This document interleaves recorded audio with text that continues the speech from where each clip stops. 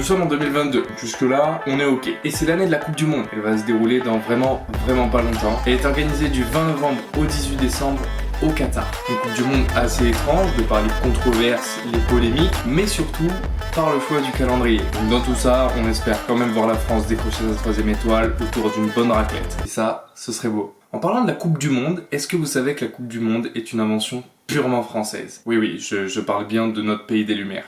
Et pour cela, il faut revenir il y a bien longtemps et parler de cet homme, Jules Rimet. Le nom de Jules Rimet est lié à l'histoire du football et notamment à l'histoire de la Coupe du Monde, et plus particulièrement de sa création. Et il faut prendre tout ça au commencement. Le 7 avril 1919 naît la Fédération Française de Football Association présidée par Jules Rimet, qui réunit tous les acteurs du monde du football français. Créée le 23 mai 1904 au sein de la Fédération Internationale de Football Association, oui l'anglais fébrile, et alors Jules Rimet va faire valoir ses qualités de diplomate. Au sortir de la Première Guerre mondiale, l'Angleterre refuse que les puissances vaincues résident encore dans cette assemblée. Et ils exigent tout simplement ce qu'on appelle une dissolution, carrément. Donc sur proposition des Scandinaves, Jules Rimet va se porter comme conciliateur de tout ça. Et bien évidemment, notre bon vieux Jules Rimet va être élu président de la FIFA. Avec Henri Delaunay, il va œuvrer à la création de la Coupe du Monde.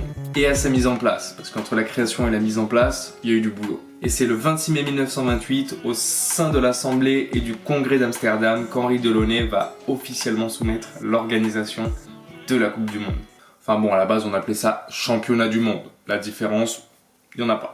Dès lors, la FIFA décide en 1930 de donner l'organisation de la première Coupe du Monde à l'Uruguay. La cérémonie va se passer à Montevideo et puis le pays hôte va remporter la première Coupe du Monde de l'histoire du football. Et il faut savoir que le bilan de cette première est très positif. Donc Jules Rimet, à partir de ce moment-là, il se la pète. Et Jules Rimet devient carrément une star en Amérique du Sud, il est accueilli comme un chef d'État. Cependant, voici le premier problème auquel est confrontée la FIFA avec sa Coupe du Monde. Et dès 1939, la Coupe du Monde subit un grand arrêt. Donc Jules Rimet arrive au Brésil pour évaluer la capacité du pays à organiser la Coupe du Monde et en même temps, l'Allemagne décide d'attaquer la Pologne. C'est à ce moment-là du coup que la Coupe du Monde est totalement suspendue avant même le choix du pays organisateur. Ensuite, second problème. Afin d'éviter la concurrence avec les Jeux Olympiques une fois sur deux, la FIFA décide de planifier la Coupe du Monde sur les années impaires. Le Brésil et la Suisse, les deux pays qui se sont portés candidats, héritent respectivement de l'organisation des Coupes du Monde 1949 et 1951. Puis 2 ans plus tard, la FIFA décide encore de faire des séries. Elle décide tout simplement de revenir à son organisation traditionnelle, quadriennale, donc 4 ans, et tout ça sur les années paires non olympiques. Donc encore une fois, la Coupe du Monde au Brésil est retardée d'1 an, donc en 1950, et celle qui devait se disputer en Suisse, 1954, allez hop. Ah oui, et j'avais oublié de vous préciser, justement, en 1946, à l'occasion des 25 ans de présidence à la FIFA de Jules Rimet, tout le monde décide de nommer la Coupe du Monde à son nom. Jules Rimet quitte la présidence de la FIFA en 1954 et ne cesse de répéter que le football est un moyen pour servir la paix. Il y en a même qui sont allés jusqu'à proposer le fait que Jules Rimet soit nommé prix Nobel de la paix. Une idée que son décès en octobre 1956 rend complètement caduque.